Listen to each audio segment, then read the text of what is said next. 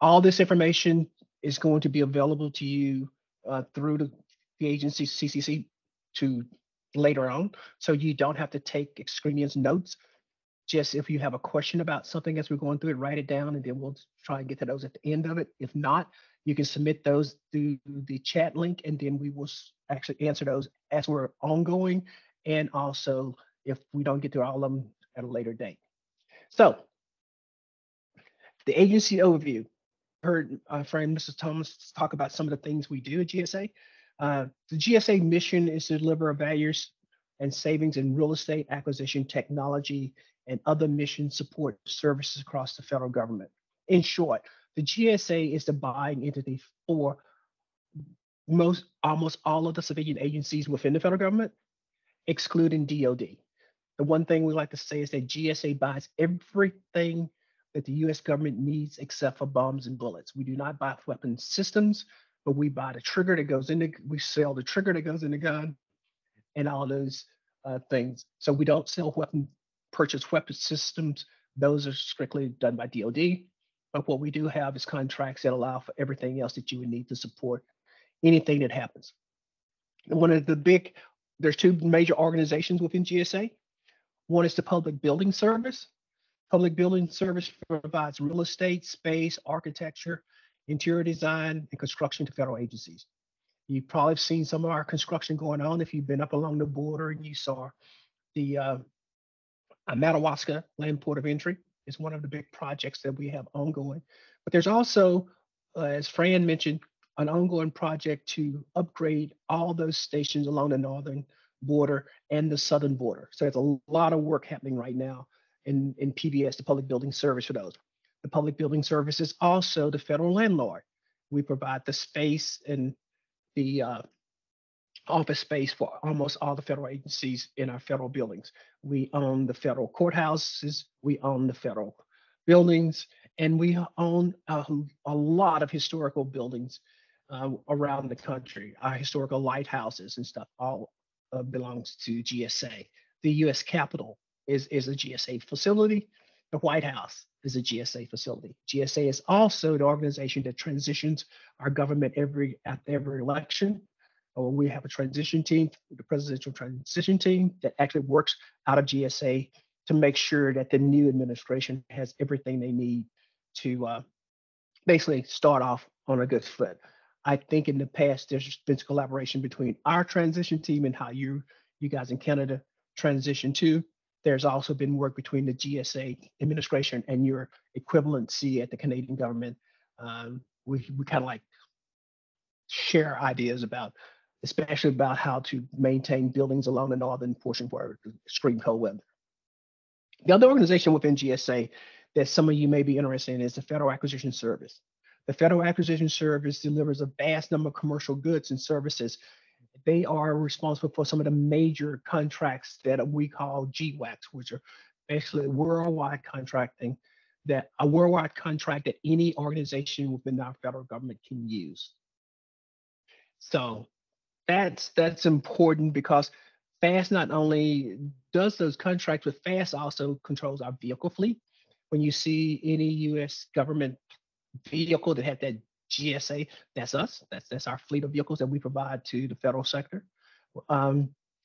FAST also manages what we call the Technology Transformation Fund, which is a think tank of high-tech individuals who actually look at the technology that we need for future endeavors into anything from going to the cloud to AI. All that stuff right now is being worked through the FAST technology transformation people. So the agency overview, public building, like I said, PBS or the Public Building Service, they are the landlords for the civilian federal government. PBS acquires space on behalf of federal government through new construction and leasing. So not only do we build space, we also lease space. And we act as a caretaker for the federal properties across the country. We own over almost 8,800 assets in our inventory, and we have more than 370 million square feet of workspace that we actually rent out to other agencies within the thing.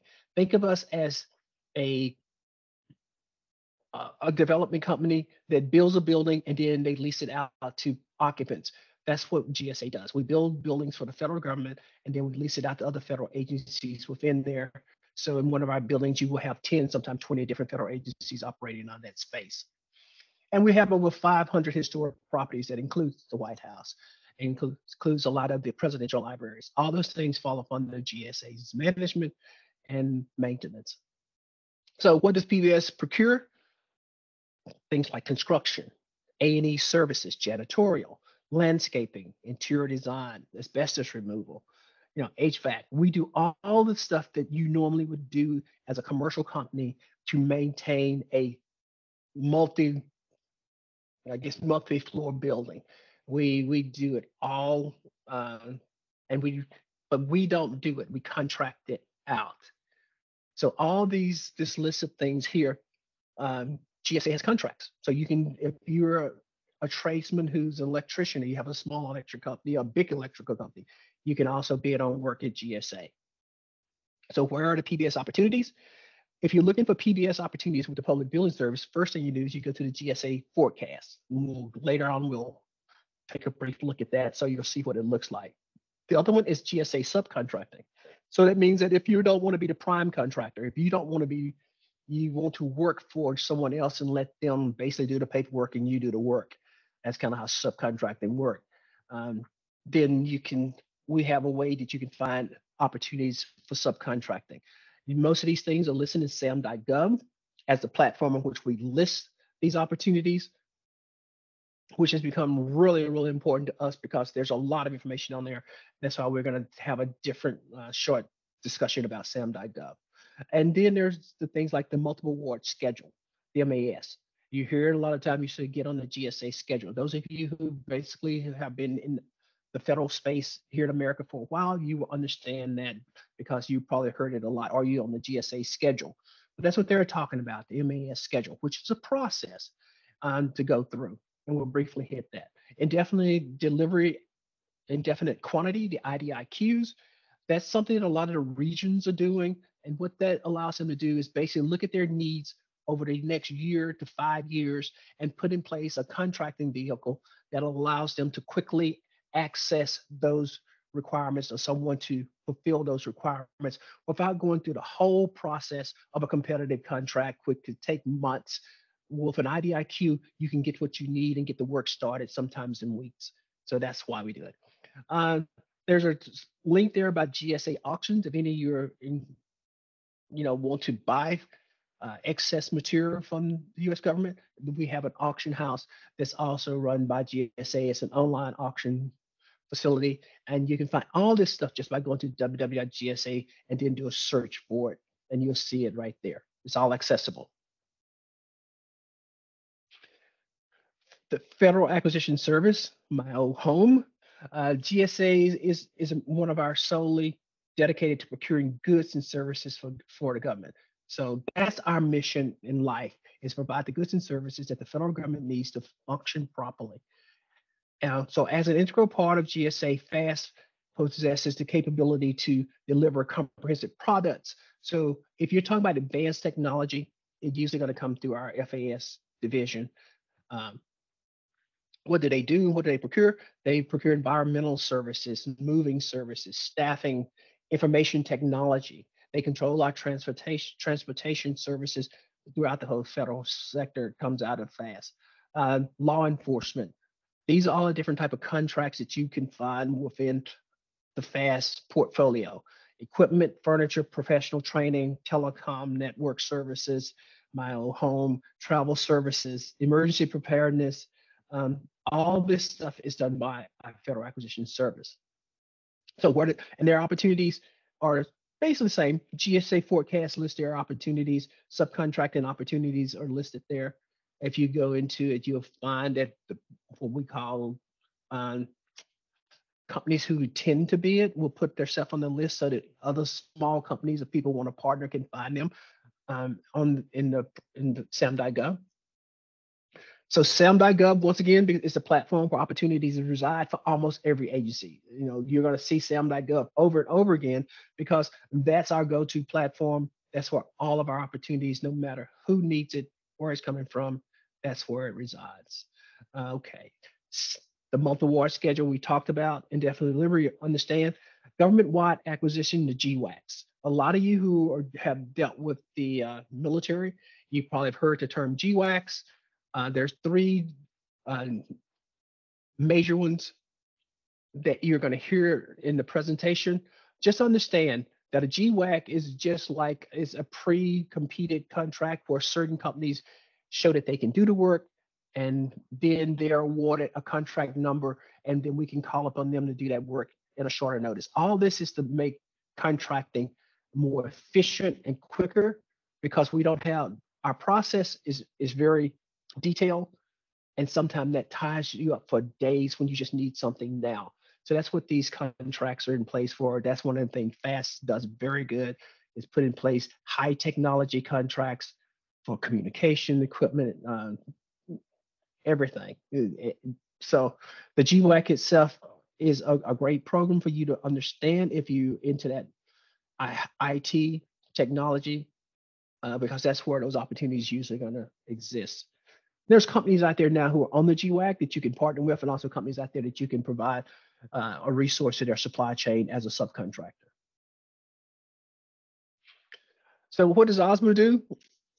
Well, we actually we advocate for the small businesses, but over time we've transitioned into the front door of GSA's business community, and at the regional level, we act as a liaison not only to agencies looking for resources or have issues, but we also act as a liaison to the Small Business Administration, um, agencies like the DoD Northeast Council, which is a conglomerate of agencies and prime companies that often looking for subcontracting work.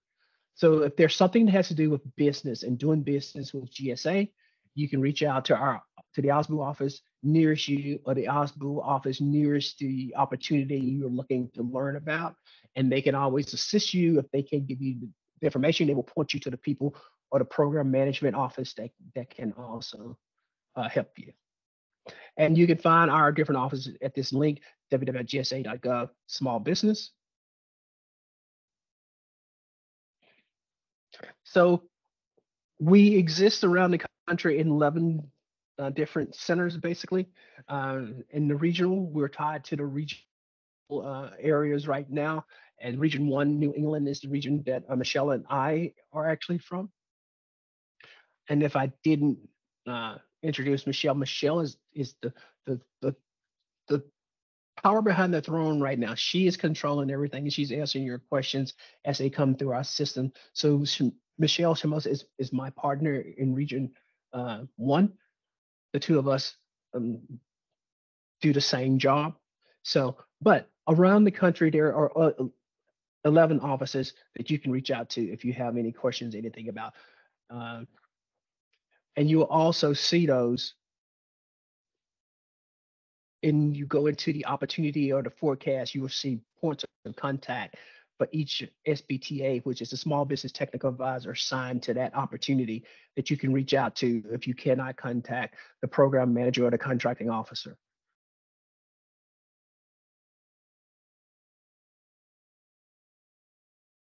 Okay, accessing federal opportunities. So let's get into the meat of how this works.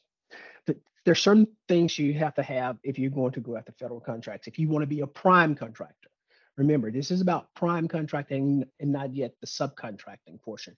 So if you want to deal directly with the U.S. government and you want to hold a contract issued to your company by the U.S. government, these are the things you have to have. You have to have be entered into SAM, which is the System for Award Management. You have to also have a UEI. And a lot of you know all about this. You probably have been through that process already, but we'll hit that later. There is a thing called small business category. If you are in the United States, we have set aside authority for certain disadvantaged businesses, such as women-owned small business, historically utilized hub zones, veteran-owned small business, and service-disabled veteran-owned businesses. We try to put as much work as we can into those, much work as they can handle. But we have goals that we try to meet every year.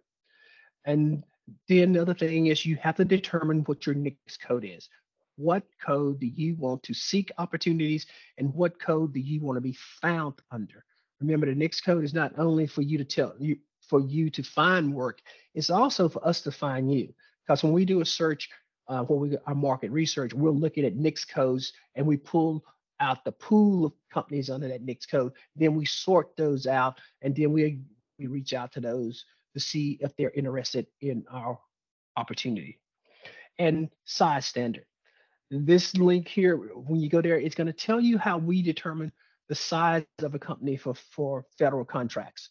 In federal contracting in the US, you are either an other than small, which is a large business, or you're a small business.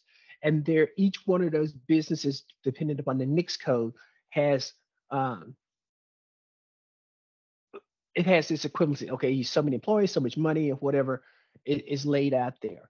And if you fall within that, then you're considered a large or small. However, if you are an international company, meaning if you're a company that's from outside the United States, you are automatically considered an other than small or a large company.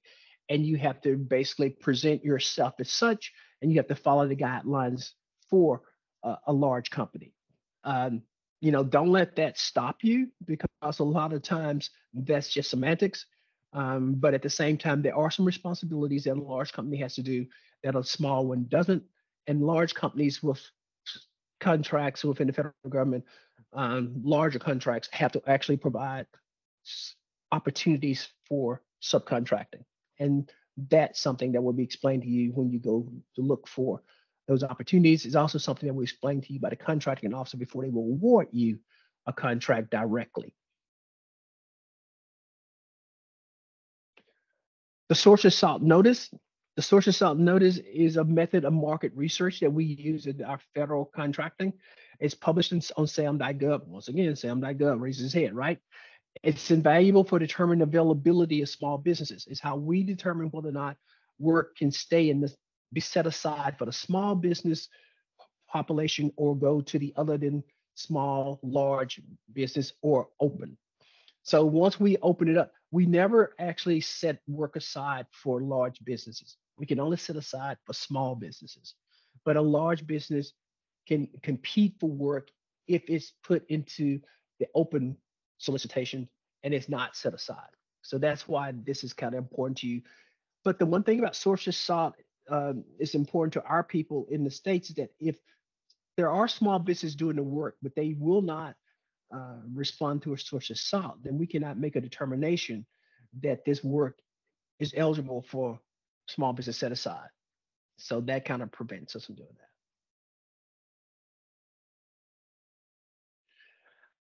The SBA Small Business Dynamic Search. Don't let this fool you. It may call itself a small business, but you can't go in and register your company in there. But you basically would say that you're not a small business, but you can put other than small. So you can go in and register into this system. And the reason why this is important is that if we ever pull a database where we're looking for companies, we would pull that database out for this system, and it would tell us whether or not how many small businesses exist in a certain NICS code and others in there.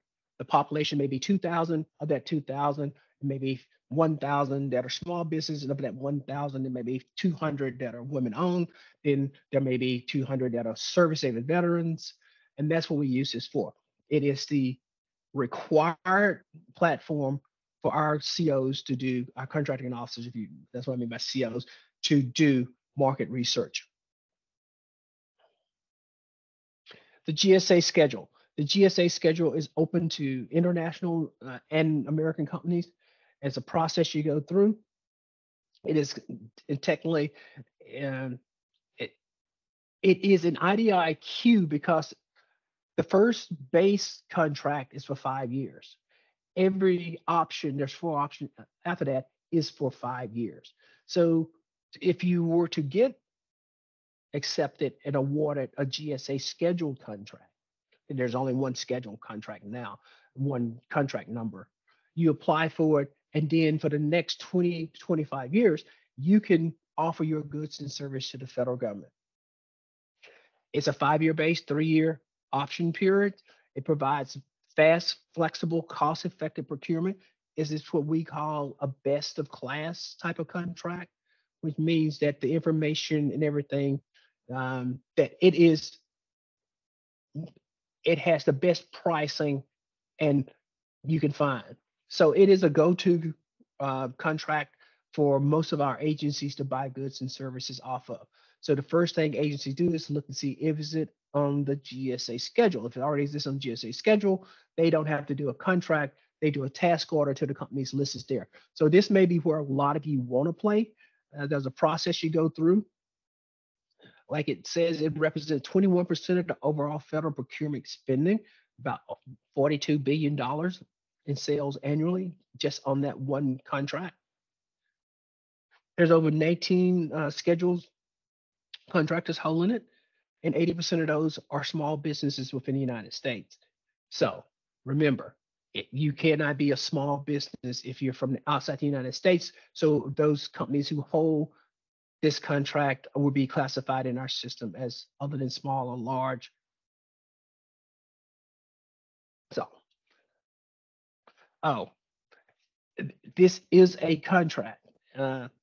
It's a place for you to find opportunities, and it will increase your visibility to government customers. Think of this GSA schedule and its online portal where companies are listed as kind of like our electronic phone book. So when people are looking for goods and service, they go and they find your stuff right there. But it is not a certification, so there's no certification to it. And the big thing is that it doesn't guarantee you sales. It guarantees you access and opportunities to a restricted database of opportunities where you can sell your goods and services. It's not mandatory to do business with the government. You can still, if the agency is willing to write a contract, they can still reach you that way. But most agencies prefer to use existing contracts because it speeds things up and it saves time. And plus, you already have a price listing because that's one of the things you do when you get on the GSA schedule. So agencies are not mandated to use the GSA schedule, but most of them do. And it does not affect construction. So construction is not on schedule. Now, construction management is on schedule. So if you want to do that type of thing in your construction company, if you have a construction management division, you can get that on schedule, but you cannot put construction itself. Is forbidden by federal law. Oh, boy, did I jump fast. Okay, when we talk about the categories, and you'll hear this when you're talking to a lot of our contract knowledge about category management. There are 12 categories now in which GSA has pooled its products and where we look to support. And they are, as they're listed here, your company would fit under one of those categories, depending on if you sell facility managements, if you do if you do information technology, you do office management, professional services, or travel, then you slide under those 12. Think of this as a shopping aisle for our customers. GSA's customers are all the other federal agencies. So when they're looking to purchase something or they need a service, they go to this. They say, okay, I'm looking to buy furniture. I go to furniture and furnishing in aisle 23. I go to travel in aisle 7. So this is just a way of making these pools that are easily for customers to find, and in that pool is certain contracts that allows them to execute their needs. These are how the subcategories are broken out into things like under structure. These are the things that are listed at facility services, facility solutions. Over here on the information technology, hardware, software, telecommunication, IT solutions, human capital, background investigation company. So if your company do any of these things, this is kind of where you fall into your niche. So, give it a look later on when you get this, and it's going to, there's a lot of different ways. You can actually be in different aisles. You can be a facility company that maybe does musical instruments, you install whatever. So you can have multiple categories. You don't just have to have one. But when you're listing your stuff, usually you have to pick a primary that you want to list it under, and then you list all the other stuff under there, the NICS codes, whatever. That goes back to the NICS code thing. You can have multiple NICS code, but you have to pick one in which you want your primary to be, because that's how we're determining your size. So if you're offering under that NICS code, we determine under that NICS code whether you're large or small. In your case, you can always be large, so it's not a big thing for you, but it allows you to go out and also find partners that you might want to partner with, who are considered small business, who have access to contracts that you might not have access to. And I'm quite sure you guys know what joint ventures and mentor proteges are, but those are two ways that you can bring different companies together to provide a solution or a product that we're looking for. That's a portion of contracting that you definitely need to look it up, and because it's different. Some agencies offer mentor protege programs, but most of those are going away. But I know there's a lot of the DoD contractors who actually have mentor protege programs that you may want to look into. Once again, more subcategories for the other 12.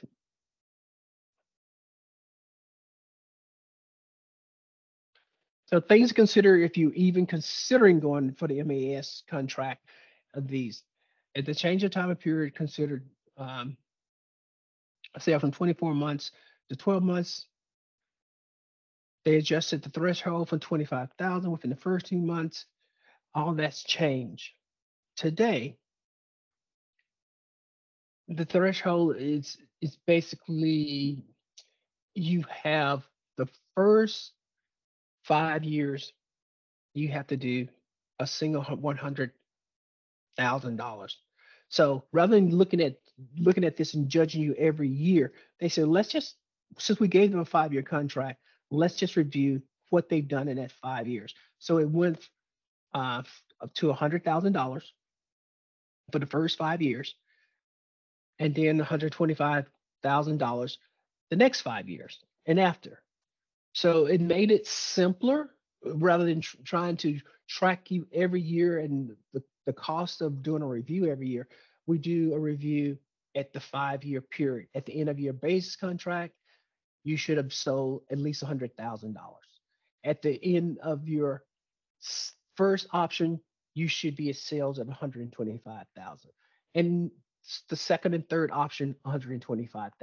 So the company kind of like maxes out at $125,000 for the 5-year periods, taking you out to basically 20 years.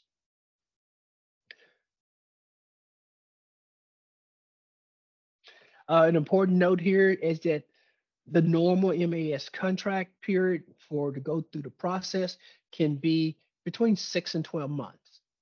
That's a long time. But if you are providing an advanced technology or something like that, we have what we call the speed ramp and on ramp that actually allows you to do it faster. So those are some improvements we've done in the program to try and get people on contract earlier. There's more information about that if you go to our website and look at it.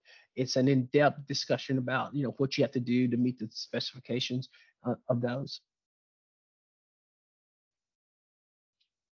Things to consider before you even think about the GSA schedule is which federal agencies are purchasing my product and service. That cost analysis, that business analysis is something you should always do. Who's spending money on what I sell? I call it following the money. You always want to follow the money in contracting, because if there's no money, there's no contract. How much are they buying? Have they awarded any set asides? You want to know that if the work is already set aside, even though the work is being done, it doesn't give you the opportunity to bid on the work, but it may give you the opportunity to partner with companies who may have been awarded or something, or come in as a subcontractor. So who are my competitors? Who holds the current contract? This is just business 101. You should always know who's in your pool. If you're playing the All Blacks, you're in trouble. If you're playing the USA, you might be pretty good at a good win. For those of you who don't know what I'm talking about rugby, not football. So That's why you want to know who your competitors are. If my competitors are in that space, then I think I want to eventually get in that space, and that should be my long-term planning and my strategic planning of my company. My business planning is to be where company A is, and these are the things that I need to do. Those are the things that federal contracting can help you by building up that past performance, building up that smaller work, getting to the larger work. What contracts are set to expire that I can compete for in the future? Now, this is something a lot of companies forget. If there's work out there and the work is being done, a lot of times those companies may not bid on that work if it's continuous work. So you want to look and see, okay, who's doing the type of work in my space, or has it been done? What type of money was spent on it? And oh, by the way, is this a continuing need, or was this a one-time need? If it's a continuing need, then you want to know when the present contract expires so that you can be there to step in if there's ever a problem. Additional information about the MAS. You probably guys are probably getting tired of MAS, but this is something you can go to. There's a lot of information on our websites about the MAS program, and this is where you'd find it.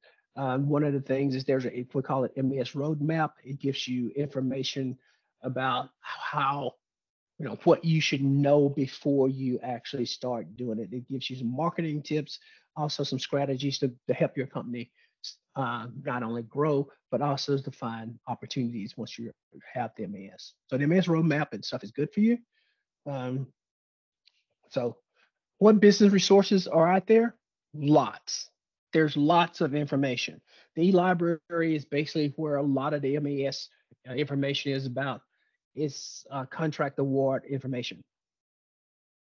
You can go into the e-library and you can actually see if your competition has federal contracts and what type of contracts and what type of money they're making. So this is a good place for you to do your business analysis of your market. The federal acquisition schedule. This schedule sales query is a data run that you as a company may not be able to do, but if you have some type of a counselor in business development, they should be able to help you run that. And basically, once again, it's going to give you that view of what's being spent, who's buying what, and how much money they're spending. Same thing with USA Spending. It also does the same thing. Agencies who spend over 3,500 are mandated that they put that into USA Spending so that the public can see where the taxpayers' money is going. You as a business will tell you where the opportunities are. So we were talking about GWACs, the government-wide acquisition contracts. These are the big money contracts that all the big players like Raytheon, Grumman, Sikorsky Helicopters, GE Boat, all these people are in this space because these provide major type of systems. And 8A Stars is one that's set aside for small. It's a program to develop small underprivileged companies so that they can grow. So the 8A Stars will set up to help them and also help us make our goaling towards helping socially economic undeveloped companies reach federal contracts. BEDS 2, as it says, is for our veterans. It was set up to help our veterans. Alliance 2 is a major GWAC open to almost any company. You can bid on it.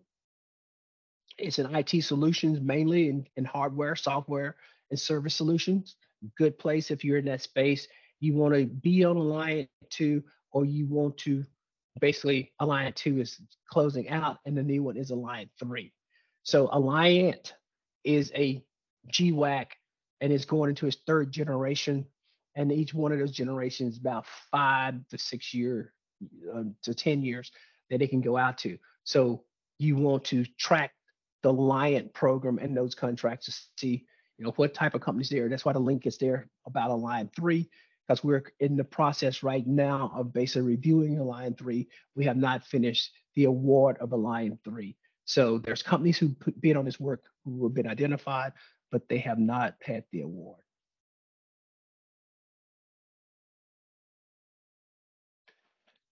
GSA Interact is a place where you can go and sign up for information. It's a way of holding conversations with our agencies. So you want to be there.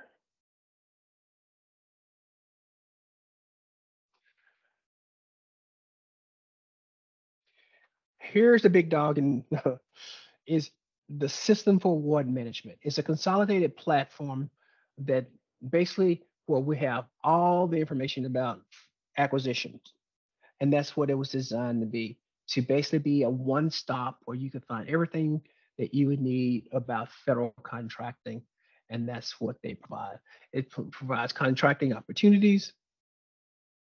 It can provides contract data, wage determination, entity registrations, entity reporting, and assistance listing. It's got all the stuff in there to help that you would need. And you can find it at the link down there, sam.gov, content home. Once you get on this platform right that you're seeing right now, once you're on that platform, to get started, it takes you into, basically, what do you want to do? Do you want to do an initial sam.gov? Do you want to update a sam.gov? Do you want to just respond to query? Are you looking for information? All these things are available to you. The one thing about it is that you don't always have to be registered in sam.gov to see this information. So right now, you can go out there and basically walk through this system and see how things are going.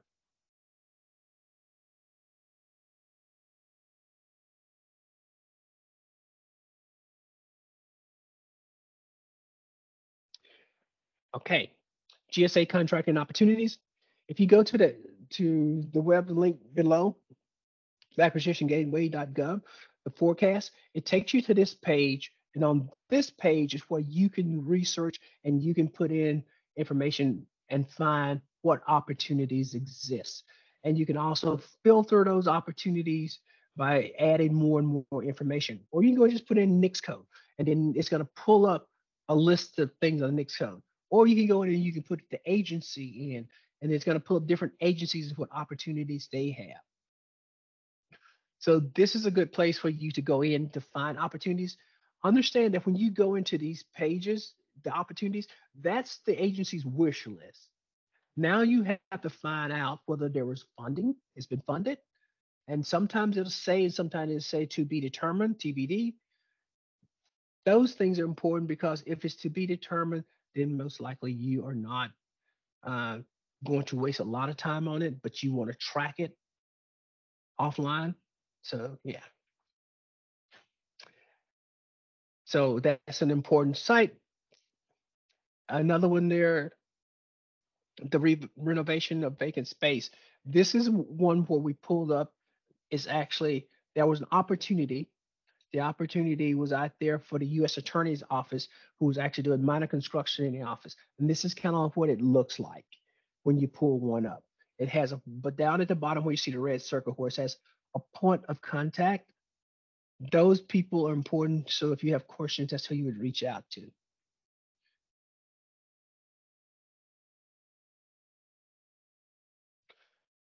For our office, the one here that says advisor info email, that usually is going to take you to one of our people who actually acts as the small business specialist for that opportunity. So every opportunity has one of our SBTAs, which is small business technical advisor, assigned to it, and also it has a contracting officer or program manager representative assigned to it. And those are the two people that usually you can find information by reaching out to them. And it'll have their email, their name, their email that you can reach out to.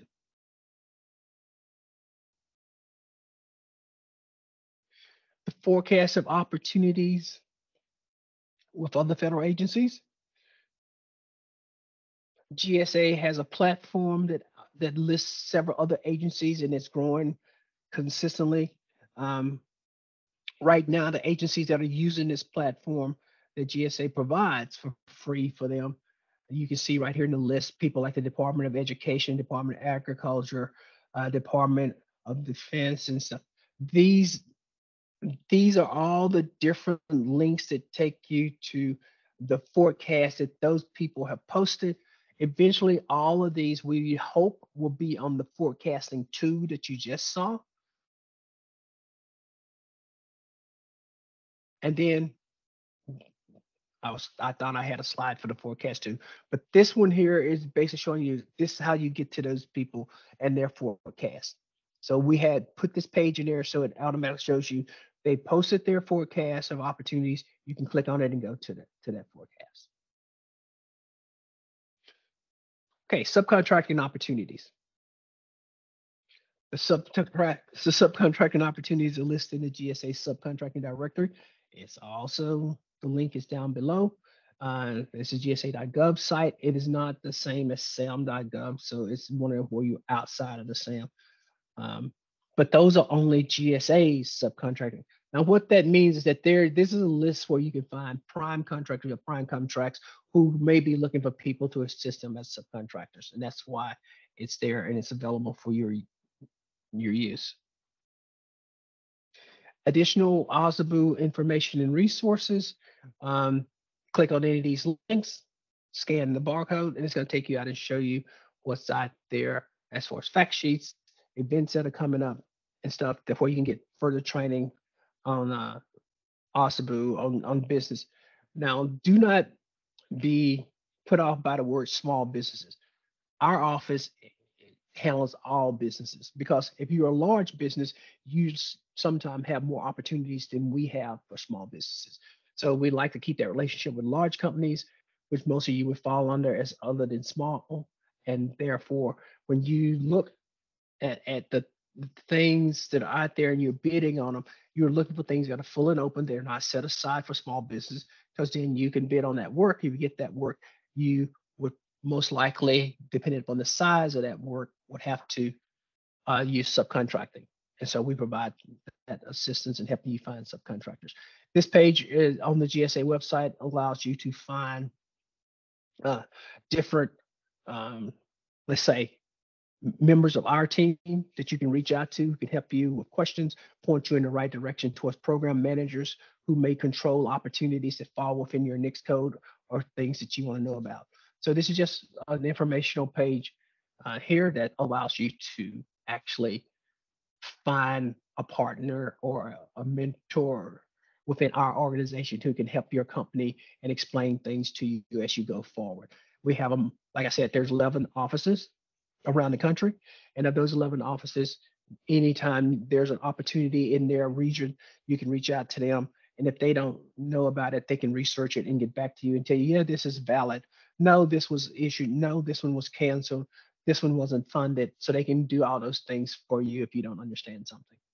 So it's vital in that way.